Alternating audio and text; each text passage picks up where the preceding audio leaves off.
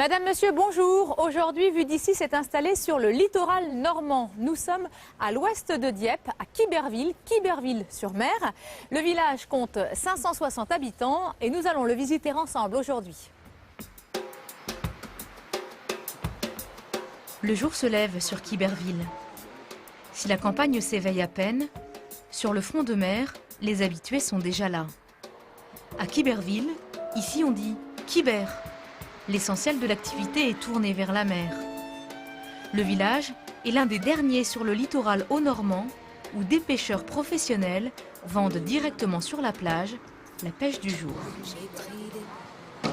Les hommes travaillent en silence. Le pêcheur n'est pas un causeux.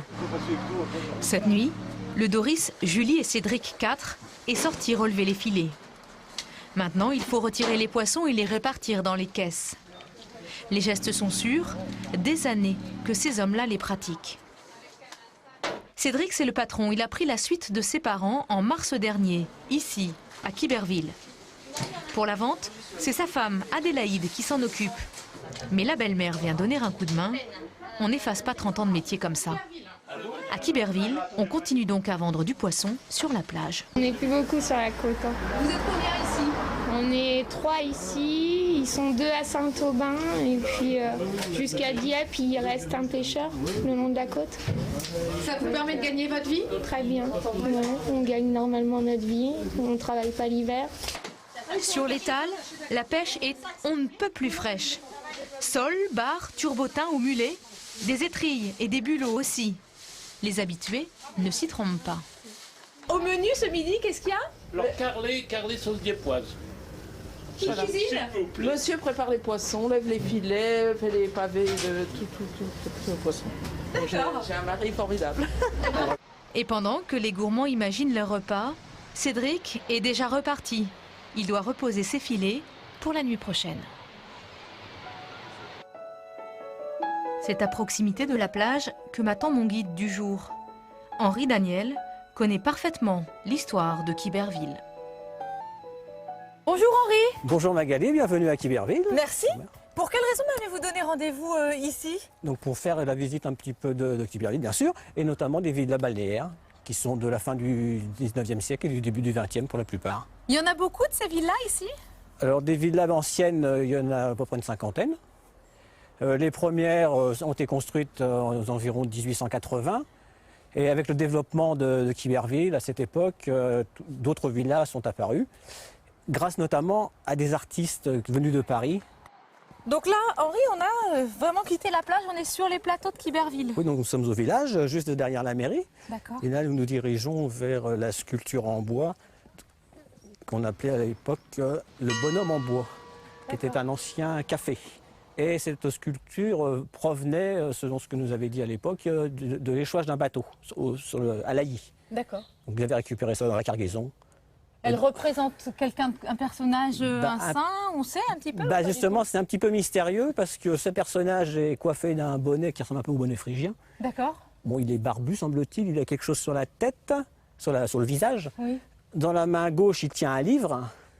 Et dans la main droite, en bas, on aperçoit une petite clochette. Oui, c'est ça. Donc on pourrait penser que c'est un lépreux, mais bon, savoir si c'est ça ou pas, je ne sais pas. Sans certitude. Nous restons sur le plateau et Henri me fait découvrir une autre curiosité de Quiberville. Donc là, Henri, il y a des choses à voir. Hein? Oui, nous sommes sur le vieux puits de Quiberville. Nous sommes ici sur une propriété privée. Oui. Donc le puits, comme la date l'indique, est de 1649. Nous avons en bas 2 blasons. Oui. Ce puits a une profondeur de 45 mètres. Et à certaines périodes, quand ils faisaient leur beurre, ils descendaient le beurre au fond du puits pour le garder au frais. D'accord. Voilà. Et donc il y avait un droit de manivelle. Donc les gens qui voulaient prendre de l'eau, il fallait qu'ils payent un droit. Payer. Voilà. Et le niveau d'eau varie entre 12 et 15 mètres à peu près. Il y a encore de l'eau là? Il y a de l'eau, oui. Ah oui. On voit en bas et on voit. Voilà. Il y a de l'écho. Donc on peut jeter un tout petit gravier.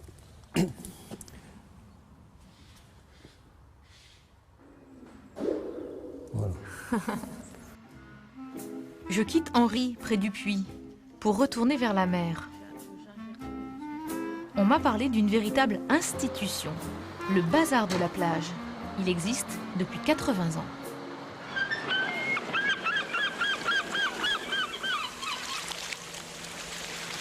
tous les matins, c'est le déballage.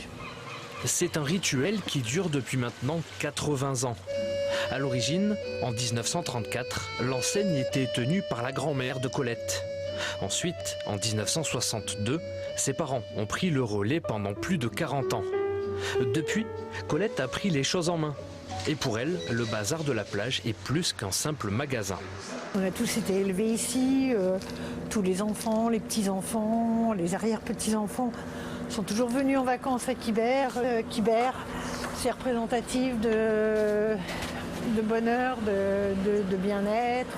C'est vrai que le bazar y a contribué depuis toutes ces années.